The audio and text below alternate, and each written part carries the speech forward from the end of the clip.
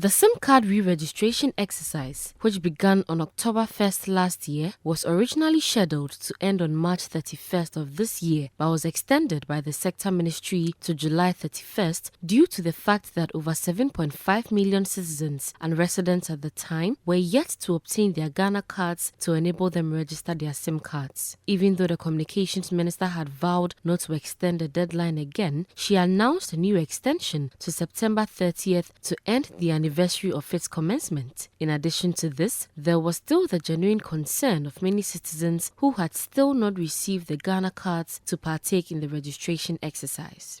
However, it is observed that many who have the Ghana cards choose to wait for the last minute before rushing to the various network companies to re-register their cards. The figures from the Ghana Chamber of Telecommunications prove this. As of July 28th, 2 days to the initial deadline, 235,460 persons had completed the biometric capturing process of the re-registration exercise. On the day of the deadline, that's July 31st, before the new extension was announced, the number stood at 153,814. The day after the announcement saw the numbers reduced drastically by 64% to 83,854 and continued to record a decline in the remaining weeks to reach 5,861 as of August 20th. Chief Executive Officer of the Ghana Chamber of Telecommunications, Dr. Ken Ashigbe, tells Citi Business News measures must be put in place to compel people to make use of the time before the deadline rather than rushing to the telcos at the 11th hour. So apart from the people who, let's say, unfortunate brothers and sisters who currently are unable to register though they have their Ghana cards with APT stamped on it, that we need to fix.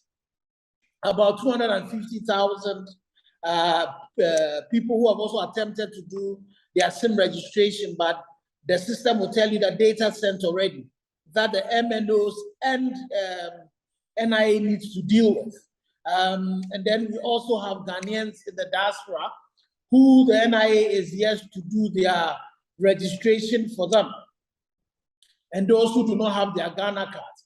But for those who have Ghana cards, it's important that we find a way of nudging them to go and do this registration. And it's something that working together with the NCA, there are some steps in place, as the minister alluded to, that there will be some discomfort in the coming days, where if you have your Ghana card and you have not registered, you might not be able to use some services till you go and register. Dr. Ashigbe further urged Ghanaians who have their national ID cards but have not registered their SIM cards to take advantage of the self-service registration app to complete the process before September 30th. With a self-registration app, you can sit in the comfort of your home and be able to do that. I have tried the app, it works. The only challenge I have is that I think that the point at which payment is made should be deferred till the point where you have finished all your taking your biometrics, taking the likeness test, and now the system determines that you've completed it. And then at that point, the system will ask you to pay. If you pay, then the registration is completed. For me, that's, from my test that I have done myself on the app, that's the only comment I have.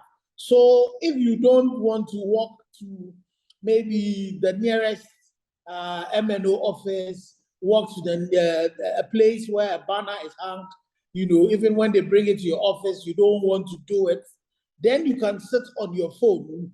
Now, I know it's on the Android phone. You can download the app for free. And then when you want to do your registration, you pay a 5 cedis, and then you do that. Let me ask you, how food secured are you? I'm concerned because data from the just released 2022 Annual Household Income and Expenditure Survey revealed that almost 50% of the Ghanaian population are food insecure. The survey, which was conducted by the Ghana Statistical Service for the first 2 quarters of this year, also disclosed that the unemployment rate in the country has increased by 0.5% the second quarter of the year, while 44.1% of Ghanaians are multi-dimensionally poor. This is just worrying.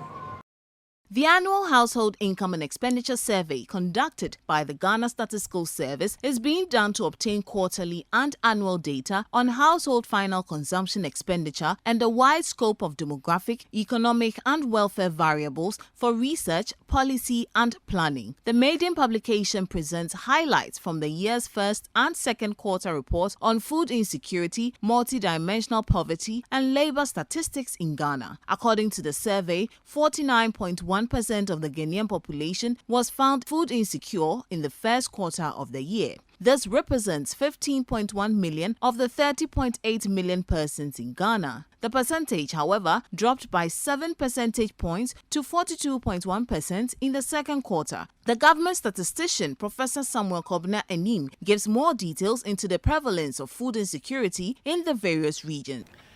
What we are always interested in when we do regional assessment for a particular statistic is the disparity.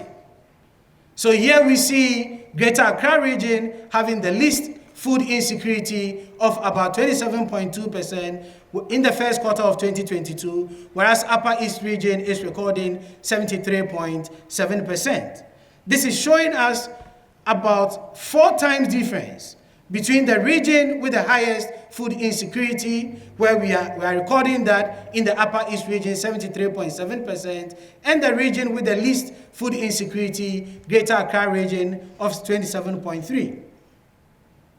The other perspective that we look at regional differences are the number of regions that are either below the national average of 49.1 or below the national average of 49.1.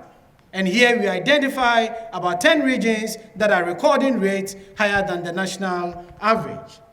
Over the 2-time period, we identify a couple of regions indicating an increase, whereas the others indicating a decrease over the same time period. Other highlights from the release indicated 12.3% are severely food insecure, 44.1% are multidimensional poor, and the unemployment rate in the country stood at 13.9% as at the second quarter of the year under review. The labor statistics also indicated that about 2/3 of the employed population, that is 67.8%, are engaged in vulnerable employment with significant variation across urban and rural areas. Furthermore, about 390,000 persons 15 years and older unemployed in quarter 1 remained unemployed in quarter 2 of 2022, while between the first and second quarters of 2022, about 445,000 persons 15 years and older outside the labor force joined the number of unemployed persons. On the back of these statistics, Director for Monitoring and Evaluation at the Office of the Vice President, Professor Kweku Edu-Apia, urged Ghanaians to refrain from making politics on the data. We have some numbers which may sound a little bit disturbing, but I believe that together, as a people, as a nation, if we don't politicize some of these issues, unemployment is unemployment, poverty is poverty. It knows no party color. How do we come together as a nation, strategize together, think through together, work together, and get our youngsters off unemployment into gainful employment? For me, that is what we should be challenging ourselves with as a nation.